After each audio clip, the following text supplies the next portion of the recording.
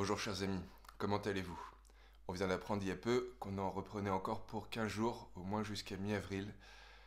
J'espère vraiment que vous tenez le coup. Je pense qu'on peut se dire une chose, c'est qu'on n'a jamais été aussi près du but, aussi près de Pâques, de la résurrection. C'est pour bientôt. Donc cette espérance nous donne la force de traverser cette attente et ce moment vraiment particulier qu'est le confinement. Aujourd'hui donc, méditation sur l'évangile du jour, l'évangile de ce dernier dimanche de Carême, l'évangile de la résurrection de Lazare, le retour à la vie de Lazare.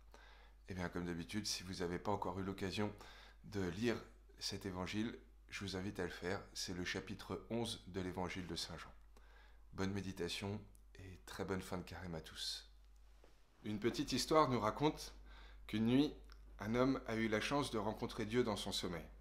Et Dieu lui dit, eh bien cher ami, demain dans la vraie vie, je viendrai te rendre visite. Vous imaginez au réveil cet homme, pétri d'enthousiasme, dans un élan sans pareil, il se met sur son 31, met les petits plats dans les grands, commence à préparer toute sa maison et d'un coup, il entend la sonnette qui retentit. Il s'empresse, il va à la porte et en l'ouvrant, un peu dépité, il tombe sur sa voisine qui vient lui demander quelque chose.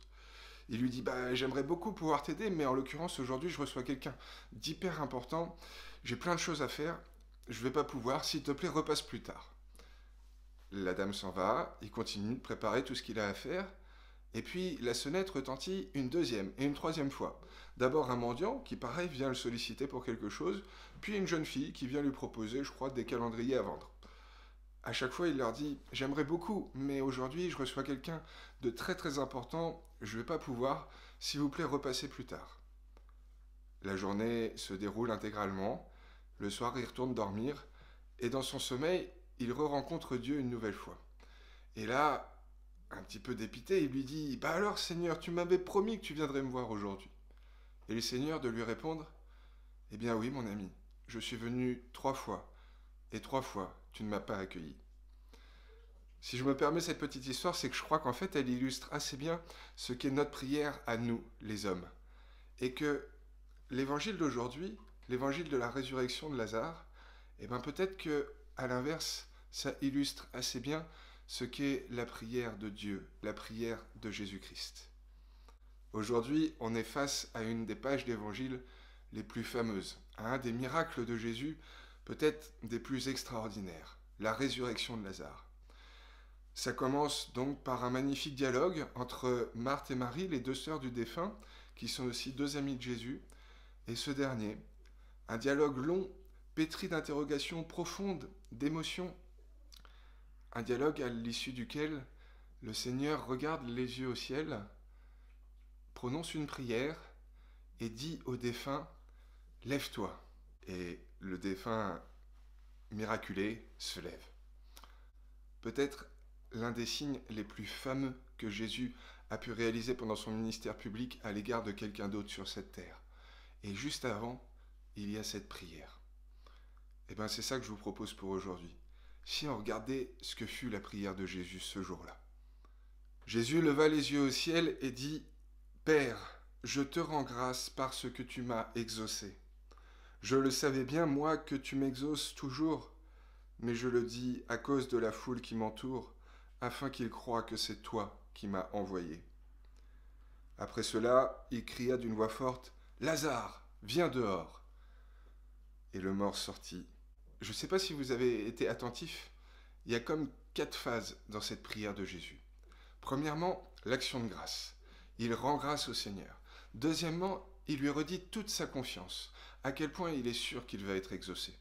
Troisièmement, il explique les besoins, le pourquoi il fait ça. Quatrièmement, il agit directement à l'égard de la créature qu'il veut voir changer et non pas en répétant une demande à l'égard du Seigneur, du Créateur. On pourrait même rajouter une 5e étape où il y a besoin des autres. Il dit aux autres, déliez-le. Si je me permets de reprendre ces 4 ou 5 étapes, c'est parce que, je ne sais pas si vous avez percuté, il y a quelque chose quand même d'hyper surprenant là-dedans. À aucun moment, Jésus n'adresse une demande au Seigneur. Action de grâce, confiance, énumération des besoins et action. C'est fou. En préparant justement cette méditation pour aujourd'hui, je crois que j'ai compris quelque chose qui me manquait depuis peut-être des années. C'est qu'en fait, nous les hommes, on est trop souvent dans l'attente. On a à l'égard du Seigneur une forme d'attente. On voudrait qu'il réalise ceci ou cela. Et pourtant, on vient de le voir, c'est pas comme ça que Jésus procède lui-même. Une attente, ça répond certes à des besoins, mais il me semble que ça nous aveugle aussi pas mal, en restreignant le champ des possibles, en faisant que, parce qu'on est fixé sur ce que notre cœur attend, on ne voit pas tout ce que le Seigneur peut satisfaire, comme chose qui nous manque aujourd'hui. C'est normal et même bon d'avoir des besoins, des désirs. Peut-être que le Seigneur nous rappelle juste qu'il faut qu'il soit ni trop surréaliste, ni trop circonscrit. Lorsqu'on a des demandes à lui faire, à lui énoncer, il nous le rappelle lui-même, il faut qu'elles soient toujours sous le prisme du « que ta volonté soit faite ». Être capable de reconnaître que lui, il sait mieux que nous qu'est-ce qui est bon pour nous aujourd'hui. Mettre donc notre confiance en lui et lui redire tout simplement tous nos besoins, tout le pourquoi de nos besoins, pour que lui puisse rendre nos cœurs réceptifs à sa grâce, sensibles à ses signes, témoins de son œuvre dans le monde. Oui, ne soyons pas dans l'attente, juste dans l'expression de nos besoins les plus profonds. Regardons, quand on a faim, quand on meurt de faim, on peut peut-être attendre un festin de Pâques. N'empêche que la moindre petite bouchée de pain, elle est pour nous un trésor. Ne pas être dans des attentes trop exigeantes, juste énoncer au Seigneur les besoins profonds qui nous sont essentiels pour nous aujourd'hui. Et je crois que c'est ça qui est génial dans l'évangile de ce jour, c'est qu'il nous rappelle à la fois cette réalité de ne pas être dans l'attente, en même temps la façon dont lui, le Seigneur, prie, et donc la façon dont il nous invite à prier à ses suites, et en même temps parce qu'il nous montre à travers ce dialogue magnifique entre les deux sœurs et lui, qu'en fait, il s'adapte.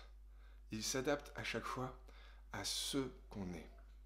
Regardez cette phrase, elle revient 2 fois dans l'Évangile. « Seigneur, si tu avais été ici, mon frère ne serait pas mort. » Elle revient 2 fois parce que c'est une fois Marthe qui énonce cette phrase, une fois Marie, exactement les mêmes mots. Et ce qui est beau, c'est que Marthe, elle va dire ça en rappelant à Jésus toute la confiance qu'elle a en lui et en les capacités du Seigneur. Et qu'est-ce que va faire Jésus ? Il va s'adapter à elle, la réconforter, la ragaillardir dans sa confiance. Et Marie, au contraire, lorsqu'elle va dire cette phrase, elle le dit toute bouleversée, toute pleurante. Et qu'est-ce que va faire Jésus ? Il est saisi par l'émotion et lui-même va pleurer avec elle. Jésus s'adapte et Jésus donne à chacun de l'accompagner là où il en est, au quotidien, nous faisant grandir chacun dans la confiance, la foi qu'on peut avoir en lui et en les autres, et aussi en exaucant nos prières. Faut-il encore être prêt, être disposé à les voir et à les reconnaître. Et si justement, en ce temps si particulier, on essayait, nous tous, de reproduire la prière de Jésus. Peut-être qu'on a le désir que l'épidémie finisse, que du meilleur naisse de cet événement vraiment sans pareil. Et si on refaisait la prière du Christ ? Et si on commençait tout simplement par, comme lui, rendre grâce. Rendre grâce pour toutes les merveilles que le Seigneur met dans notre vie. Toutes ces raisons qui font que, on a quand même du mal à accepter la situation dans laquelle on est parce qu'on sait que la vie, elle est tellement meilleure que ça. Dans un deuxième temps, redisons-lui toute la confiance qu'on a dans les miracles qu'il peut faire, que ce soit dans le monde, que ce soit à travers nous. Troisièmement, disons-lui tous nos besoins. Les pourquoi on voudrait que justement cette pandémie se dépêche de finir. Pourquoi on voudrait que du meilleur naisse et reste dans notre monde, même après ces événements. Disons-lui les pourquoi essentiels de ce qui nous paraissent être nos besoins aujourd'hui. Et enfin, 4e phase, agissons. Ouvrons nos cœurs. Écoutons tout ce qui nous inspire de bons comportements, de créativité, pour faire en sorte que ces événements dramatiques se dépêchent de finir, pour faire en sorte que tout ce qu'on a envie qui naisse et qui dure, ça s'enracine fermement dans notre aujourd'hui. Et ainsi, on pourra, grâce à lui et par lui, permettre et continuer son œuvre de miracles dans le monde, dans notre actualité. Ne nous laissons pas aveugler par nos attentes. Il peut tellement plus. Offrons-lui juste notre confiance, nos simples prières, et lui fera le reste. Que Dieu vous bénisse, chers amis.